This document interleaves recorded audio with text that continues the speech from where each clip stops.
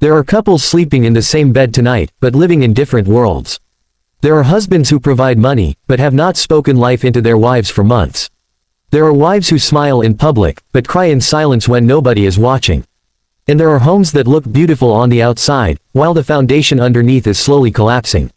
Not because they stopped loving each other, but because they forgot the kingdom way. Marriage is not failing because love disappeared. Marriage is failing because God's principles were abandoned. You can have chemistry and still destroy each other. You can have attraction and still lose peace. You can have a wedding and never build a marriage. Because marriage was never designed to survive without the king. And that is why you must understand this truth tonight. A successful marriage is not built by emotions. It is built by kingdom keys. Keys unlock things. Keys open doors. Keys give access. And there are doors in marriage that money cannot open. There are battles romance cannot solve. There are storms beauty cannot survive. Only kingdom principles can carry a marriage through seasons that feelings cannot survive. That is why some couples survive pain that should have destroyed them. That is why some homes still carry peace after years of hardship. That is why some marriages become stronger after betrayal, sickness, loss, and disappointment. Because when God becomes the center, marriage stops being a performance and becomes a covenant. Ecclesiastes chapter 4 verse 12 says, "Though one may be overpowered, two can defend themselves. A cord of 3 strands is not quickly broken." Did you hear that? 3 strands, not 2. You, your spouse, and God. That is the mystery. The reason many marriages are breaking is because they removed the 3rd strand. They invited everybody else into the relationship except God. Social media became their counselor. Pride became their language. Comparison became their lifestyle. And now they are emotionally exhausted, spiritually empty, and silently drifting apart. But tonight, something can change. Because God still restores marriages.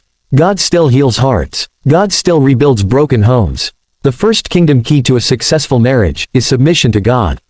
Not partial submission, not Sunday submission, complete surrender. Because if you cannot submit to God, you will struggle to love correctly.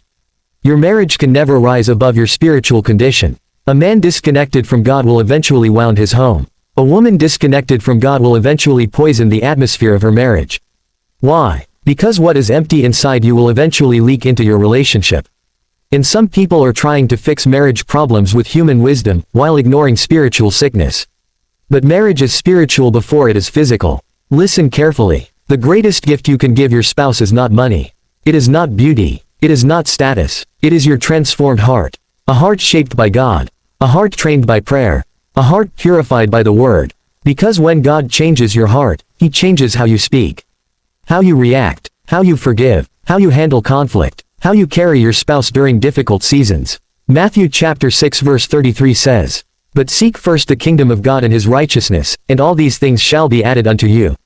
Seek first the kingdom, not feelings first, not pride first, not ego first, not self first, the kingdom first. And when God becomes first, everything else begins to align. The second kingdom key is communication filled with grace. Some marriages are not dying because of hatred. They are dying because of words, sharp words, cold words, prideful words, words spoken in anger that never healed. There are people who still remember sentences their spouse spoke 10 years ago. Because words carry power. Proverbs chapter 18 verse 21 says, "Death and life are in the power of the tongue." Your mouth can build your marriage, or bury it. Some couples are experts at hurting each other. They know exactly what to say, exactly where to strike, exactly how to wound, and every argument becomes warfare. But hear this carefully. You cannot speak like darkness and expect a home filled with light. A kingdom marriage requires kingdom speech. That means even during conflict, honor must remain. Respect must remain. Self-control must remain. You do not scream to prove a point. You do not humiliate to win arguments. You do not use silence as punishment. You do not weaponize weakness. Because the goal of marriage is not to defeat each other. The goal is to protect the covenant. And sometimes the strongest person in a marriage is the one willing to stay calm. The one willing to apologize first. The one willing to choose peace over ego.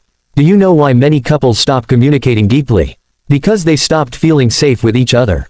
One partner became a judge instead of a refuge. And now conversations feel dangerous. So they hide emotions, hide pain, hide fears, until strangers begin to hear what spouses no longer hear. And that is how distance begins. Not suddenly, silently. One ignored conversation at a time. One dismissed feeling at a time. One harsh sentence at a time. But a kingdom marriage creates safety. A place where honesty can breathe. A place where tears are not mocked. A place where weakness is not punished. A place where both people can heal. The third kingdom key is forgiveness. This is where many marriages collapse. Because two imperfect people entered covenant expecting perfection. And when disappointment came, bitterness entered. Listen carefully. Your spouse will fail sometimes. They will misunderstand you. They will frustrate you. They will make mistakes. And you will too. Because marriage joins two broken humans, not two angels. And if forgiveness disappears, love eventually suffocates. Colossians chapter 3 verse 13 says, "Bear with each other and forgive one another if any of you has a grievance against someone. Forgive as the Lord forgave you." Forgive as the Lord forgave you. That is heavy. Because God forgave you when you did not deserve it. God showed mercy when you failed repeatedly. And some of you want grace from God, while refusing grace to your spouse. Bitterness is dangerous. It turns conversations cold. It turns affection into duty. It turns homes into emotional prisons. And the scary part is this. Some people stay married legally, while emotionally divorcing each other years earlier. They still live together, still post pictures, still attend church, but the love is gone. The friendship is dead. The connection disappeared, because unresolved pain slowly poisoned the relationship. But forgiveness brings healing. Forgiveness reopens closed hearts. Forgiveness breaks chains pride cannot break. Now listen carefully. Forgiveness does not mean ignoring abuse. Forgiveness does not mean enabling destruction. But it does mean refusing to let hatred rule your heart. Because hatred will destroy you before it destroys them. The fourth kingdom key is sacrificial love. Real love is expensive, not with money, with selflessness. Anybody can love when things are easy. Anybody can love during romance. Anybody can love when needs are being met. But kingdom love shows up even during difficult seasons. Ephesians chapter 5 verse 25 says, "Husbands, love your wives, just as Christ loved the church and gave himself up for her." Did you hear that? Gave himself. Real love sacrifices. Real love serves. Real love stays faithful when temptation appears. Real love chooses commitment over convenience. And this generation struggles with that. Because many people want benefits without responsibility. They want affection without sacrifice. They want loyalty while entertaining distractions. But marriage cannot survive selfishness. Selfishness is poison to covenant. Some spouses only ask one question. What about me? My needs? My happiness? My feelings? But kingdom marriage asks a different question. How can I serve you? How can I strengthen you? How can I protect your peace? How can I help you become who God called you to be? That changes everything. Because when two people compete to outserve each other, love grows deeper. And hear this carefully. The enemy attacks marriages because marriage reflects God's covenant. That is why the attacks are intense. That is why temptation increases after marriage. That is why communication suddenly becomes difficult. That is why small arguments become massive battles. The enemy understands something many couples do not understand. A healthy marriage is powerful. A peaceful home is powerful. Children raised in love are powerful. A praying husband is dangerous to darkness. A wise wife is dangerous to darkness. A united couple becomes difficult to destroy. That is why Satan attacks unity first. Because divided couples become vulnerable. And some of you are fighting each other, while the real enemy watches comfortably. Your spouse is not your enemy. The real enemy is anything trying to destroy what God joined together. Pride is the enemy. Lust is the enemy. Addiction is the enemy. Bitterness is the enemy. Unforgiveness is the enemy. And some battles in marriage cannot be won through arguments. They must be won in prayer. Which brings us to another kingdom key. Prayer together. There is power when couples pray together. Walls begin to break. Hearts soften. Pride weakens. Peace enters the atmosphere. And yet many couples talk about everything except spiritual things. They discuss bills, children, work, problems, but never kneel together before God. And then they wonder why the marriage feels spiritually dry. A couple that prays together builds spiritual intimacy. And spiritual intimacy strengthens emotional intimacy. Some storms cannot survive consistent prayer. Some temptations lose power through prayer. Some wounds heal through prayer. And hear this carefully. You do not need perfect words. You do not need long speeches. Sometimes one sincere prayer changes the atmosphere of an entire home. The next kingdom key is faithfulness. In a world celebrating temporary pleasure, faithfulness has become rare. People quit too easily, walk away too quickly, enter emotional affairs carelessly, feed secret addictions silently, and every hidden compromise slowly damages the covenant. Faithfulness is more than avoiding adultery. Faithfulness is protecting your spouse emotionally. Faithfulness is guarding your eyes, guarding your conversations, guarding your private life, Because what you repeatedly entertain, eventually shapes your heart. And some marriages did not collapse in one night. They collapsed through small compromises repeated daily. One secret message, one hidden conversation, one emotional attachment, one flirtation ignored, until the foundation cracked. Protect your marriage. Protect it fiercely. Not every friendship needs access to your heart. Not every person deserves emotional closeness with you. Your spouse should never compete with outsiders for your loyalty. And remember this, trust takes years to build, but seconds to destroy. The next kingdom key is patience during seasons. Every marriage has seasons, beautiful seasons, difficult seasons, silent seasons, stretching seasons, and immature couples panic whenever hardship appears. But every season has purpose. Some seasons teach endurance, some teach humility, some teach dependence on God. Do not make permanent decisions based on temporary emotions. The person you almost gave up on may become the greatest blessing of your life later. Some of the strongest marriages today once faced moments where they almost quit. But they stayed, they prayed, they fought for each other. And now their testimony encourages others. Galatians chapter 6 verse 9 says, "Let us not grow weary in doing good, for at the proper time we will reap a harvest if we do not give up." Do not give up too quickly. Some breakthroughs come after the hardest seasons. And hear this deeply. Marriage is not sustained by butterflies.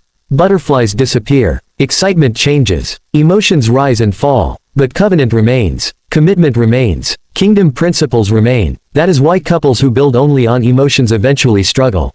Because emotions are unstable. But principles endure. And maybe tonight, you feel tired. Maybe your marriage feels heavy. Maybe communication has become painful. Maybe disappointment entered your home. Maybe trust was damaged. Maybe affection faded. Maybe you are smiling outside while secretly wondering if things will ever improve. Hear this carefully. God specializes in restoration. He restores what pride destroyed.